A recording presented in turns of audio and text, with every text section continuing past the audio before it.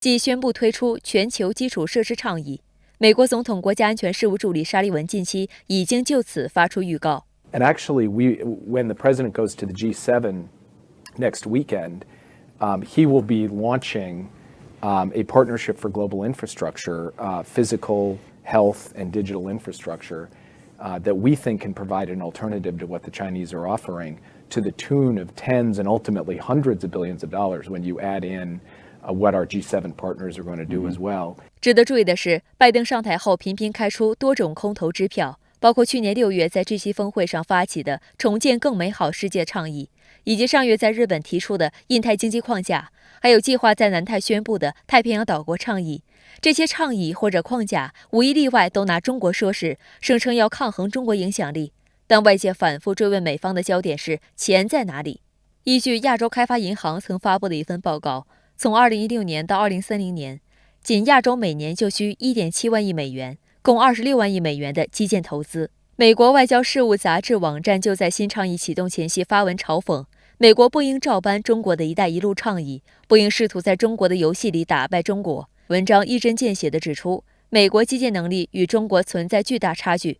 美国在投资和维护自己的实体基础设施方面都做不好，遑论去海外建设基础设施。美国基础建设已经不是它的强项，可这个是大陆的强项，大陆自己就做了那么多，因为够大嘛，所以有这个需求。做完之后，现在又跑到第三世界去做，符合了我们讲的自由经济的原则。一个就是说，它有这个比较的优势，因为这个它最擅长的。第二个呢，有一个叫做市场的规模啊，一个经济规模，叫它越做越多，这个价钱也越来越便宜，熟悉程度也越来越好，也更有效率。所以今天美国说要跑到第三世界，要跟大陆去竞争啊，这个所谓的这个 infrastructure 啊，这个基础建设，这个是不对的。拜登也很清楚，美国无法拨出足够资金，因此拉拢其他盟友一起来出钱。显然，7大工业国组织 G7 集团就是拜登眼中的大金主。但深圳卫视注意到，欧洲国家已经发布了一个全球门户基建计划，